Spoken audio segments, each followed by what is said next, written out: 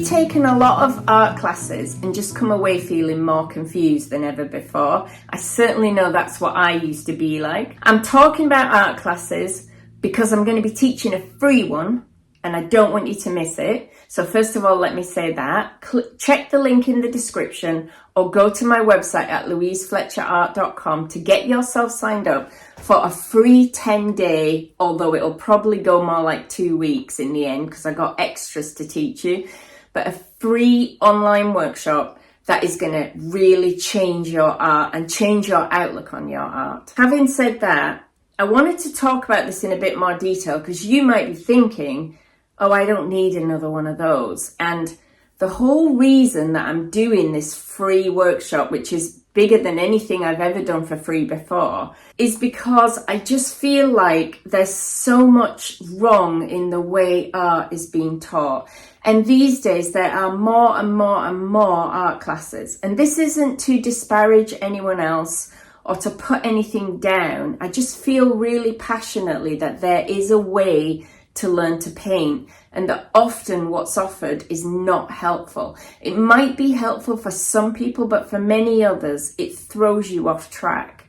So if you're like me, you go to a painting workshop, and I've been to some workshops with some fabulous artists, and they teach you what they do.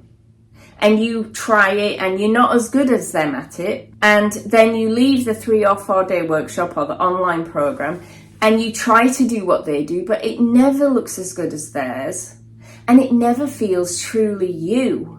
Or you take a class that teaches you all about colour theory or compositional rules and you leave that class and you end up tied up in knots trying to work out, I don't know how to apply these things to actual paintings. I don't understand. I never got what they meant when they said analogous colours. I don't know how to apply the rule of thirds to my particular style of painting, that kind of thing. So you just end up worse off than before and more confused than ever, and usually avoiding making art because it just all seems very stressful and complicated. I believe there's a whole other way to teach art. Yes, it's important to know how to use colour. Yes, composition is important. But there are easy ways to learn those things. And I share all that in my courses. But before we can do that, there's a step that gets missed in most art courses. And that is teaching you how to be you. That is teaching you how to let go of a lot of beliefs that you've carried around with you for a long time that are not serving you. These are things we learn all the way from primary school onwards, even before primary school. Things like, you've got to be careful to make a good impression. Things like, don't be too loud and show-offy. Things like, you got to use the right colours for things. Don't paint things in strange colours. Things like, You've not really got any artistic talent. Your sister's the one that's talented. Things like, art's not really important. You should be focusing on work, on family, on responsibility. These and many other beliefs we carry with us when we go in to start trying to paint, and they screw us up. They completely block the creative energy and they completely block our ability to get in tune with what we love and what we want to do in our work because we're too busy people pleasing, trying to work out what's acceptable, trying to learn the rules. Spoiler alert, there are no rules. So what I want to help you to see is that making your own unique personal art is just about learning to make your choices for yourself with no outside interference. It's about learning to be brave. It's about learning to be truthful. It's about getting in touch with yourself and truly understanding what you love, what you care about, what colours you love, what brushes you love, what surfaces you want to paint on, what type of subject you want to paint. Not everybody wants to do crazy, bold abstracts, and that is totally fine.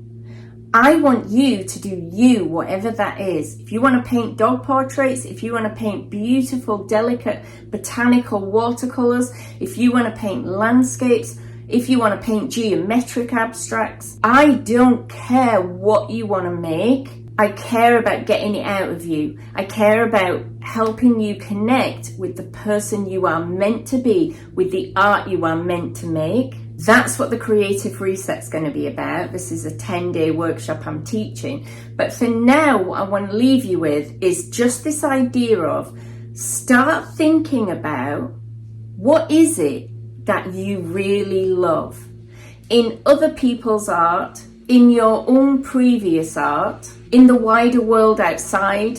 Are you a nature person who just loves being out in wellies in the rain? Are you a high fashion person who's never happier than in a ball gown and high heels? Are you a minimalist or a maximalist? Do you love rap music or classical? Of course, you might like all of these things too, but just getting in touch and noticing the artists you love, the music you love, the furniture you love, the clothes you love, the weather you love. Becoming more and more in tune with yourself will help you to become more and more in tune with your art.